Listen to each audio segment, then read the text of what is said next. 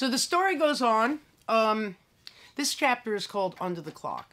And the reason I call it Under the Clock is when I was like, you know, in junior high school and into high school, you know, I lived in Queens, and all the kids, you know, Queens was made up of like Italians, Jews, and Irish people.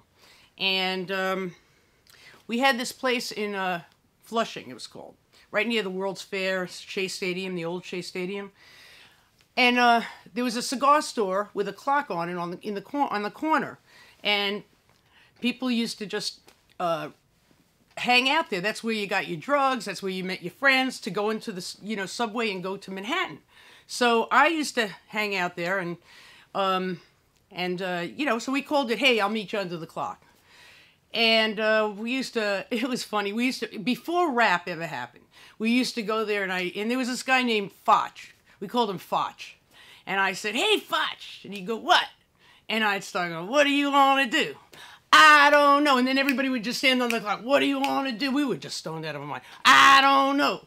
"What do you want to do?" "Let's get stoned." "Yeah, yeah." So that's what we did. And we were just crazy. But at the time, I was like only in the 7th grade.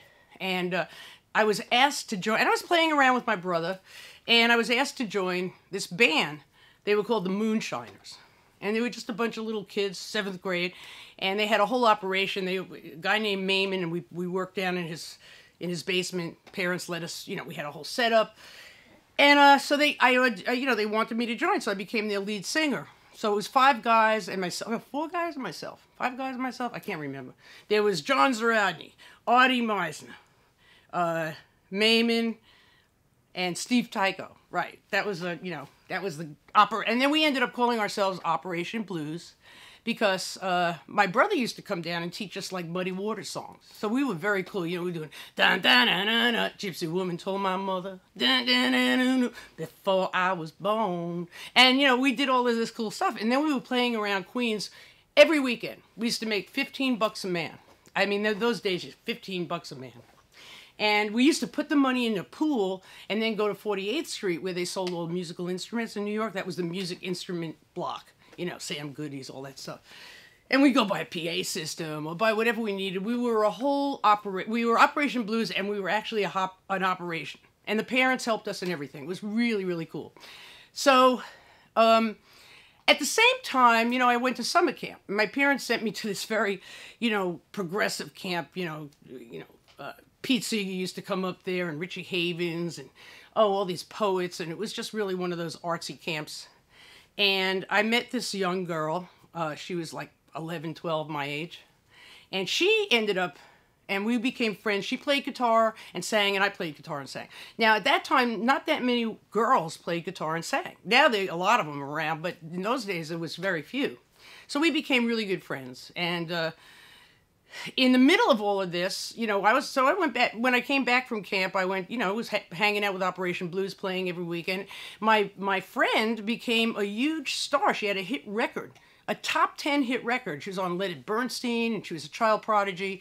So she was on the radio during this time. And my band, Operation Blues, had a battle, we joined a battle of the bands. And there was a bunch of bands there, and one of the big bands in Queens at the time was called The Shadows, and they were like, I guess they were like the Beatles. They did Beatles songs, and they were just like the Beatles. They used to copy them perfectly, and there was this lead singer, and he was gorgeous. He looked like Paul McCartney. Anyway, they won that battle of the bands. We lost. But we get a call from them, and they say, "Listen, we took another gig in the city, in Manhattan, so take our gig at this Temple Gates of Prayers," which was the place where we had the Battle of the Bands, "and you take the gig, and we'll go to the city." So we took the gig, and then my friend, who is Janice Ian, she was having a hit record on the radio in the top 10. I think it was number 5 or 4 or something like that.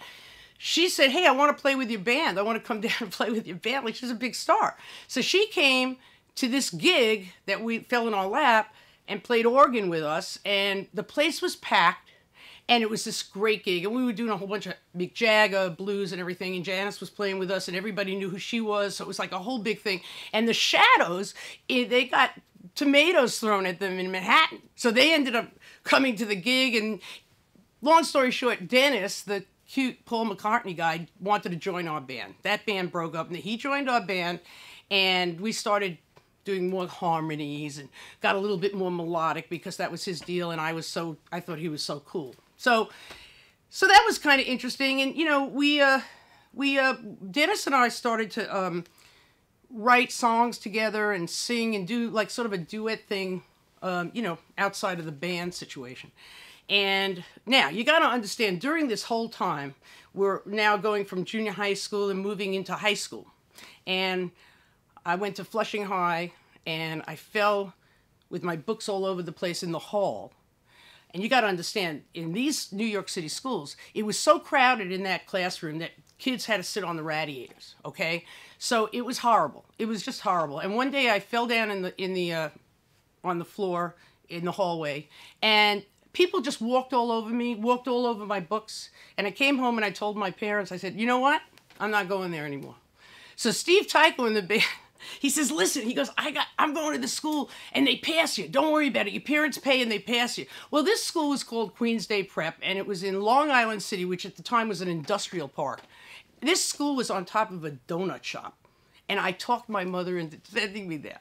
So, and Dennis went there. So me, Steve, the bass player, and Dennis were going to this school on top of a donut shop. And it was such ridiculous. We never even went. All we did was go on the subway and just get stoned and just play hooky. But we all got thrown out because Steve's hair was too long, and my dresses, in those days you had to wear dresses to school. My dresses were too short.